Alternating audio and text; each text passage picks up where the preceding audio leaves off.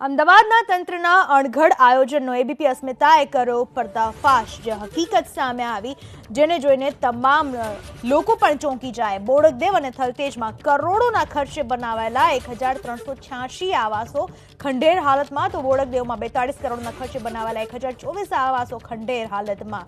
જે પણ આવાસો બનાવવામાં આવ્યા તે લોકોને સોંપવામાં ન આવ્યા, જેના કારણે આવાસો પહેલાથી જ સોંપાયા પહેલા ખંડેર હાલતમાં બની ગયા। અમદાવાદ પ્રશાસનનો અણઘડ વહીવટ સામે આવ્યો। આ મકાનો ખંડેર થઈ ગયા, આસપાસ ઝાડી ઝાંખરા ઉગી નીકળ્યા। ઘરનું ઘર માટે લોકો ખર્ચી નાખતા હોય છે જિંદગીની મૂડી, પણ અમદાવાદમાં નિંભર પ્રશાસનના કારણે 2 વર્ષથી તૈયાર આવાસો હજુ લાભાર્થીઓને ફાળવાયા નથી, અને તે પણ ન માત્ર એક જગ્યાએ બલકે 2 જગ્યાએ। અમદાવાદના પોશ વિસ્તાર થલતેજમાં 14 કરોડ 50 લાખના ખર્ચે બનેલા 362 મકાનો 2.5 વર્ષ પહેલા જ બની ગયા, પણ હજુ સુધી લાભાર્થીઓને ફાળવાયા નહીં। મકાનના બારી દરવાજા તૂટી ગયા। તો બોડકદેવ વિસ્તારમાં પણ રાજીવ આવાસ યોજના હેઠળ 42 કરોડના ખર્ચે 1024 મકાનો બનાવાયા, પણ લાભાર્થીઓને હજુ અપાયા નથી। સૂત્રોના મતે આ આવાસ મહાનગરપાલિકાના કામદારો માટે બનાવાયા હતા, જો કે અધિકારીઓ કંઈક અલગ જ રાગ આલાપતા જોવા મળ્યા।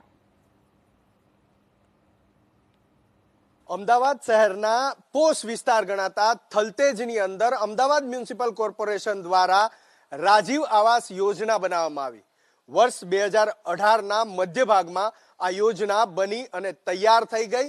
362 મકાન બની અને તૈયાર થઈ ગયા, પરંતુ હજુ સુધી તેનું અલોટમેન્ટ થયું નથી। પડ્યા આ મકાન ભંગાર બની રહ્યા છે। આ મકાનના કેમ્પસ વિસ્તારની અંદર ઝાડી ઝાખરા ઉગી ગયા છે। કેટલાય મકાનોની અંદર ઉધઈ લાગી ગઈ છે, તો કેટલાય મકાનોના દરવાજા, બારી બારણા અને કાચ તૂટી ગયા છે। બંજર પડેલા આ મકાનો કેટલાક અસામાજિક તત્વોનો અડ્ડો પણ બની ગયા છે, જેના કારણે વારંવાર આ મકાનની અંદર તૂટફૂટ પણ થઈ રહી છે। અમદાવાદ મ્યુનિસિપલ કોર્પોરેશને લોકોના ટેક્સમાંથી ₹14.5 કરોડ ખર્ચી અને આ મકાન બનાવ્યા। સૂત્રો માહિતી આપી રહ્યા છે કે અમદાવાદ મ્યુનિસિપલ કોર્પોરેશનના કામદારોને આ મકાન આપવાના હતા। અધિકારીઓ જણાવી રહ્યા છે કે પ્રોજેક્ટ અફેક્ટેડ લોકો માટે આ મકાન બનાવ્યા છે। જે કંઈ પણ યોજના છે, પરંતુ એક વસ્તુ સ્પષ્ટ છે કે 2018માં મકાન બન્યા, એમ છતાં 2021 સુધી એ મકાન કોઈને અપાયા નથી। વડાપ્રધાન નરેન્દ્ર મોદી 2022ની અંદર તમામ લોકોને ઘરનું ઘર આપવાનું સ્વપ્ન સેવી રહ્યા છે, ત્યારે અમદાવાદ મ્યુનિસિપલ કોર્પોરેશનનો આ વહીવટ લોકોને મકાન આપતું નથી, જ્યારે કે મકાન બની અને તૈયાર છે। કેમેરામેન અવનીશ તિવારી સાથે હિરેન રાજગુરુ, એબીપી અસ્મિતા, અમદાવાદ। અમદાવાદ શહેરની અંદર કેટલાય લોકો છે કે જેમની પાસે પોતાનું મકાન નથી। ઠંડીમાં તે લોકો ઠરે છે અને વરસાદમાં ટપકતા પાણીના કારણે રાત ઉજાગરા કરવા પડે છે।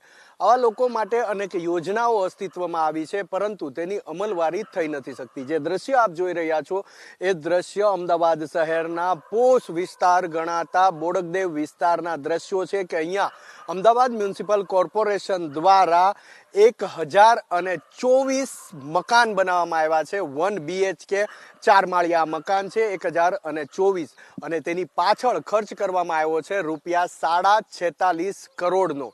2018ના મધ્ય ભાગમાં આ યોજના બની અને તૈયાર થઈ ગઈ, પરંતુ હજુ સુધી કોઈ પણ વ્યક્તિને આ મકાન અલોટ કરવામાં નથી આવ્યા, જેના કારણે આ જંગલ જેવો વિસ્તાર ભાસી રહ્યો છે। સારામાં સારા મકાન છે, 1 BHK છે, અને અસંખ્ય લોકો એટલે કે 1024 પરિવાર અહીંયા આરામથી રહી શકે, પાકા મકાનની છત નીચે રહી શકે તેવી આ યોજના છે, જેને નામ પણ આપવામાં આવ્યું છે રાજીવ આવાસ યોજના। પરંતુ અમદાવાદ મ્યુનિસિપલ કોર્પોરેશનના અણઘડ વહીવટના કારણે અત્યારે આ યોજના ખંડેર બનવા તરફ આગળ વધી રહી છે।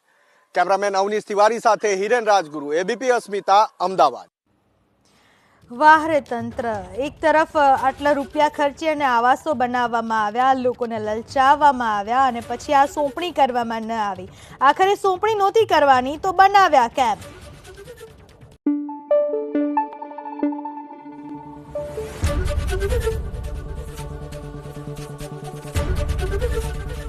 એબીપી અસ્મિતા, ગુજરાતની અસ્મિતા।